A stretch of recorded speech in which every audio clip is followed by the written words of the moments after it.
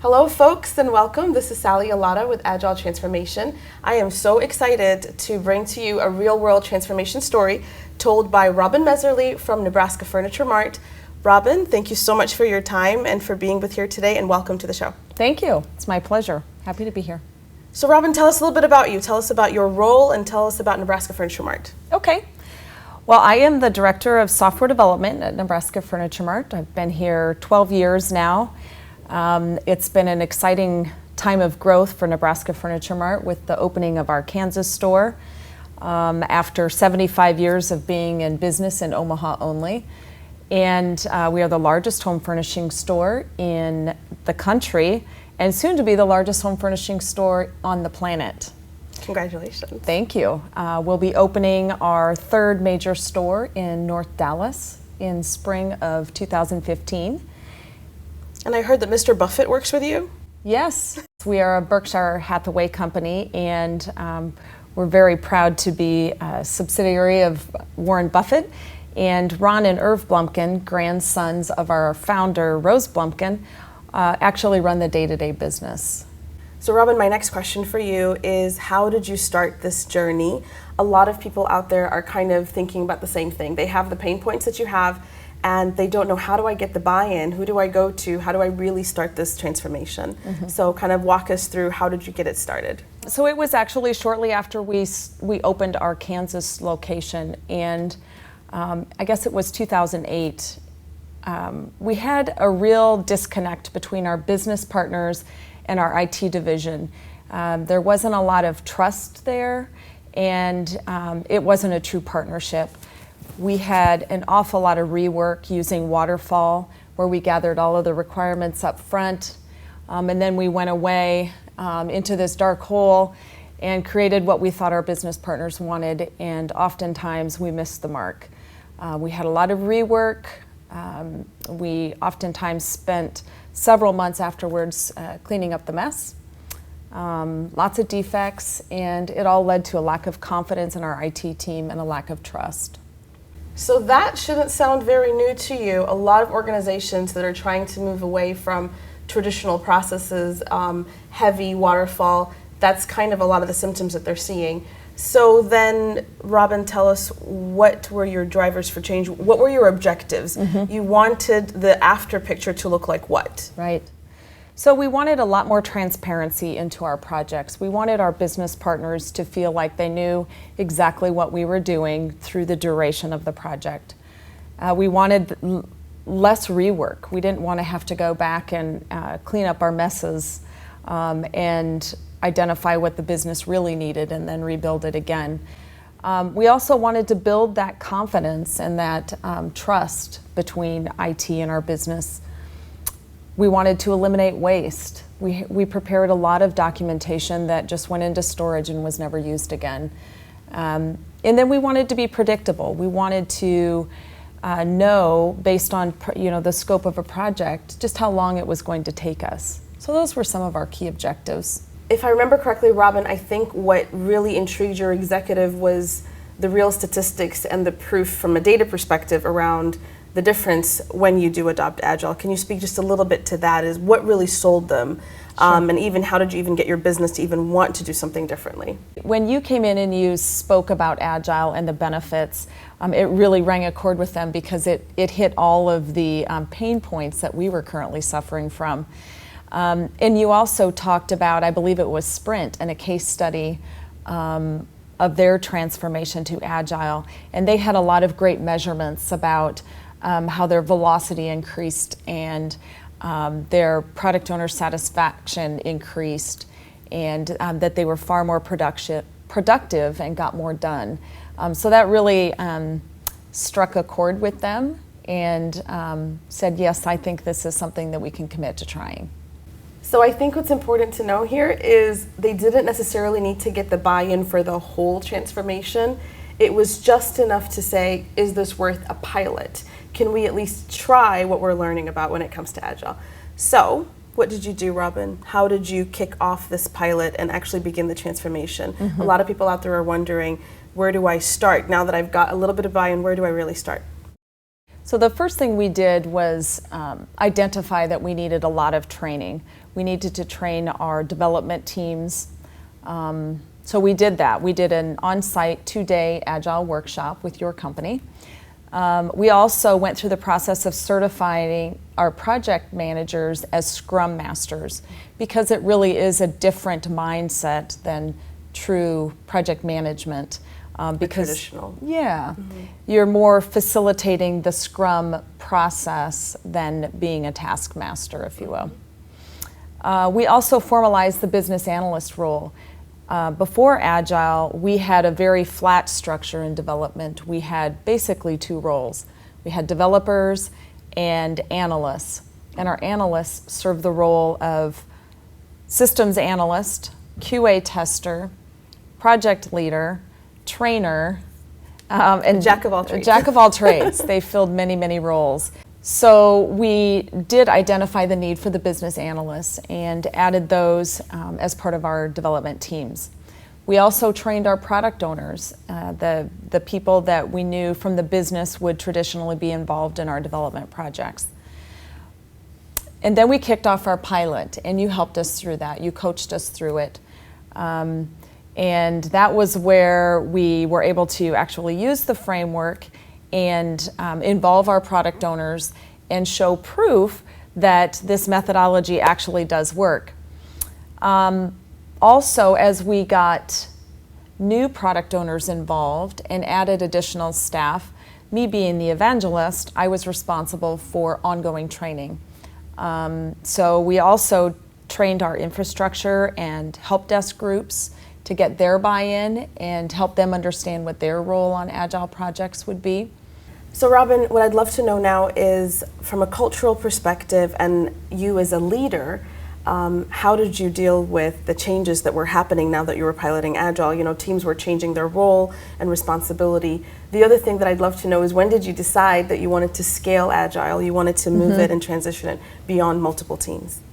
So it was definitely a big culture change. We were having a lot of morale issues when we were using Waterfall because of the lack of trust with our business partners, the amount of rework we were doing, the amount of defects we were producing. So the culture went from something that was very negative to something very positive over the course of a couple of years. And it also encouraged a lot more collaboration with our teams. And we used to have a lot of very tall walls, and we wanted to break those walls down. Literally, I think you're talking about literally. Literally break the walls down. And it was a big change for our leadership culture as well. Rather than our traditional project managers being a taskmaster and controlling the entire team, it became much more of a self-empowered team environment, and everybody's roles changed. And then in 2011, we brought your company back in, and you customized a class for us, Agile for Advanced Teams, that really focused on areas where we felt like we needed to improve, or maybe just get some additional reinforcement, hear what other companies are doing. So we did that, and out of that class, we decided that there were a lot of things we needed to start doing and a lot of things we needed to stop doing. One of the things we committed to was organizing stable team structure. So several months after we made that commitment, we ended up with 9 stable teams. And we also formalized the QA specialist role. So we just took another hat off of the analyst's head and staffed the QA specialist role on each one of the teams. So Robyn, one of the things that I just want to kind of share about when we did that advanced workshop is we started to realize a lot of the symptoms we were seeing was because of the lack of stability. And many of you are going to be feeling this or know what I'm talking about. Resources that are being shuffled from one project to another. A lot of the issues that were there were because of that. They were not stable. People were not allowed to focus and get something done. So the stable team transformation was really the beginning of what I would really say a scaling and an enterprise level transformation with Agile. So Robyn, what I do want to find out now and what we want to share with the audience here is, what's the scaling journey look like? What did you end up doing to scale Agile across the entire IS organization? Well, as I mentioned, we had very tall walls prior to this point in time. So we redesigned our entire workspace. There's no more walls. There's lots and lots of Agile visuals everywhere. We have project boards, we have Kanban walls. We also are doing yearly retrospectives. As a team, across teams, we're getting together each year, and we're going to start doing this quarterly, but talking about Agile and what are we doing well, and where do we feel we need more training, and just making sure we're identifying any weaknesses and getting on top of those. We also recently in 2014 had your company come back in and do another customized advanced Agile training. So we came out with another set of to-dos. It's always about the backlog. Yeah. So we had improved in so many areas, but it's all about continuous improvement and getting better every day. And so we came out with a new list of to-dos, and one was actually the same as one from 2011. We need to do better retrospectives.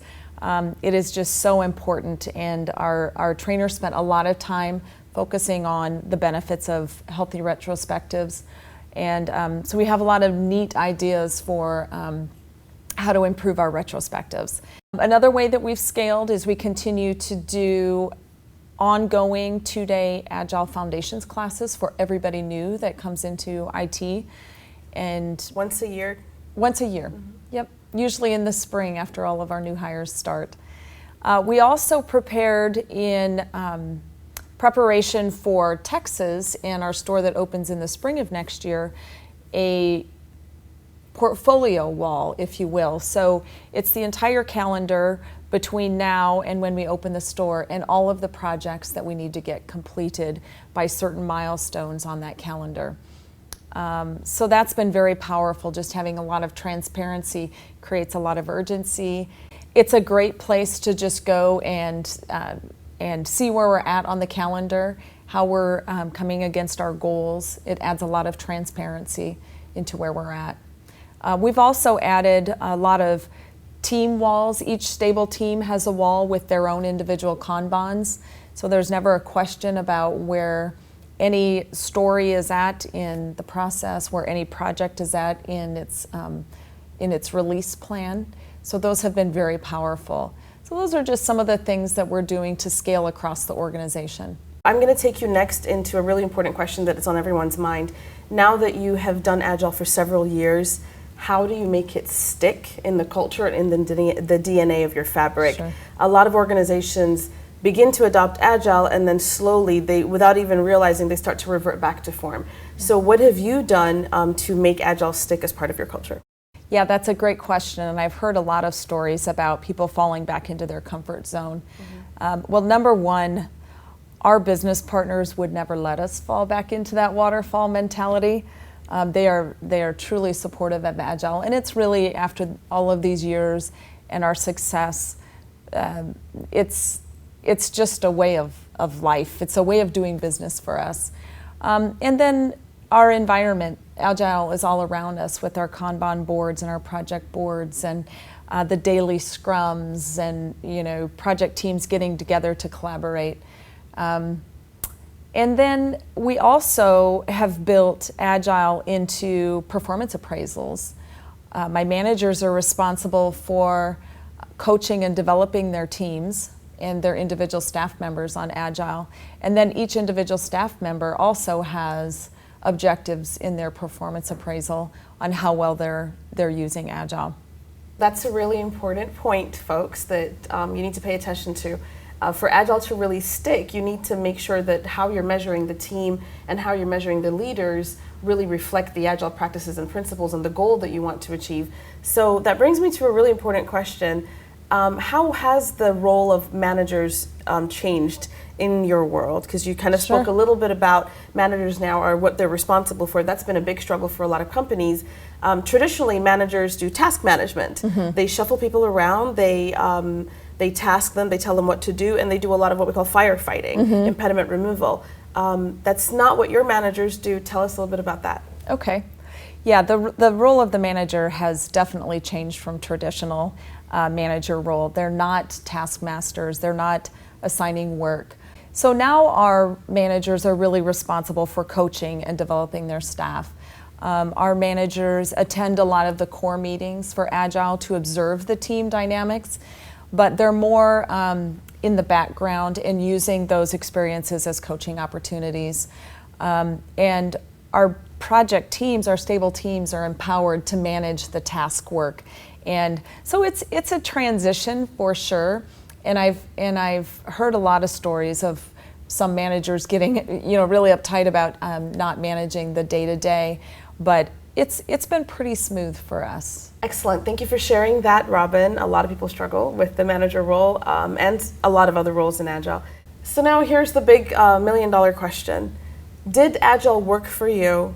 What were the results that you actually saw from this transformation? Talk to us a little bit about, from a result perspective, what happened. Okay. As far as firm measures go, it is difficult because we didn't have any good measurements when we were using waterfall. But there's that gut feel that everybody knows, not only IT, but our business partners know that we are getting more done, we are delivering faster, there's much less rework, there's very little waste in our projects. So we aren't creating a lot of documentation just to go and file away. And we aren't creating functionality in our projects that aren't meeting the objectives, which is a big benefit of Agile as well. It has dramatically improved our business relationship. They view IT as their partner, not as a roadblock, which was how we used to be deemed. And so, in essence, we've earned their trust again and their respect. You also had mentioned before, when you were talking about your drivers for Agile, you said you wanted to be more predictable. And so tell me, what metrics are you now getting from the teams, and how have these helped you become more predictable? In what way? Yeah. So each of our teams they're really sized between 5 and 7. But they all, based on all of these years of experience, they know what their team velocity is. And it's become very repeatable over the years. So when we have a new project start, we're able to, based on the functional requirements, the high-level scope, pretty realistically know just how long it's going to take each stable team to get it done. And that's been very powerful for our business product owners. So with that predictability, we're able to produce really great burn-up charts, burn-down charts. We have our project walls, so it's added a whole level of transparency that our business owners didn't have before. And then it's increased collaboration throughout the teams, but also with our business partners. Oftentimes, our product owners are co-located with us, which is also very powerful. We no longer have to schedule meetings to talk to each other. We just spin the chair around and have a conversation. Excellent. Predictability and getting measures and velocity is definitely a big part of the drivers for being more agile. So now I'm going to ask you the hard question. What were your challenges? If you really look back, what were your lessons learned and things that you struggled with that you want to share with people that are maybe embarking on this journey, or maybe right in the middle of all of it? That's a great question, Sally. And I know the change management of moving from one methodology to a framework like Scrum can seem daunting, but it actually wasn't that challenging for us, not as hard as I thought it was going to be. But some of the struggles were getting the right team structure. As I mentioned, we were very flat before with just basically 2 roles. So we formalized the QA role, we formalized the business analyst role, and then just the way that the teams work together. It's a very collaborative and self-empowered team environment. So the role of the traditional project manager, again, kind of goes away with the role of the Scrum Master, who's responsible for managing the framework versus tasking everybody with work. Another challenge we had was with our infrastructure team. And I've heard that one before. Yeah, I understand other companies also struggle with that. And for us, they really didn't feel like the methodology would apply to their type of work. So we have been able to show them and prove to them with projects that they can do daily scrums to help manage their work. They should always have a product owner. They didn't think before that because their projects are highly technical that they would have a product owner, but oftentimes that's our CIO or our director of technology. So they have come along, and our infrastructure group, they participate on all of the development projects, often as a technical lead. So they have seen the power of Agile and have begun to use it as well. Excellent. The interesting thing, folks out there, is when you begin to really apply Agile and realize that it's beyond software development, that Agile is really a mindset shift and a way of organizing work, you'll begin to see that whether it's the infrastructure team or the systems team, or even in a lot of other companies right now are pulling it into the business side, Agile is nothing more than a way of organizing work and prioritizing it and deciding what are we going to do next. So it really does have applicability to any kind of team, and Definitely. I'm glad that infrastructures are beginning to see that. And that's probably where you're using a little bit more of the Kanban approach, possibly, Yes. because of the continuous flow of work. Right, yep. So Robyn, I really want to ask you now, what is next for Nebraska Furniture Mart with your Agile transformation? And what are the final thoughts that you want to share out there with people that want to be inspired by your story and are looking to do the same thing? They might have a larger company, a smaller company, but they want to move forward with Agile. What's your final thoughts? I would say that start with a pilot. Start with a pilot, get a coach, and once you see the benefits of Agile, you will not want to go back to traditional methods, and your business partners won't want you to go back either. Again, as I mentioned before, there's no way we would go back. Agile is just really common sense. While it seems like a foreign subject, if you will, or so much different than waterfall, it's so common sense because it's all about collaboration and transparency, and it's all of those really good things that just make good sense. So the transition is actually easier, I think, than a lot of people think it's going to be. And then as far as what's next, we are in a huge era of growth for Nebraska Furniture Mart with very exciting events ahead of us with our new store in Texas. And we know and trust that Agile will continue to be a pillar of our success in meeting the business needs as we grow. And then we'll also continue to annually, if not more frequently, reflect and adapt and continue to improve our processes and our effectiveness in the way that we use Agile. And we know Agile will continue to be a pillar of our success. So as long as we continue to improve and adapt, there's just no way that we can fail to meet our business needs. Excellent. And that's exactly what we want to hear, our true transformation stories. Robyn, I can't thank you enough for spending your time today. Very much appreciate sharing your story with the world. Hopefully folks out there that you are inspired, that you've gotten some real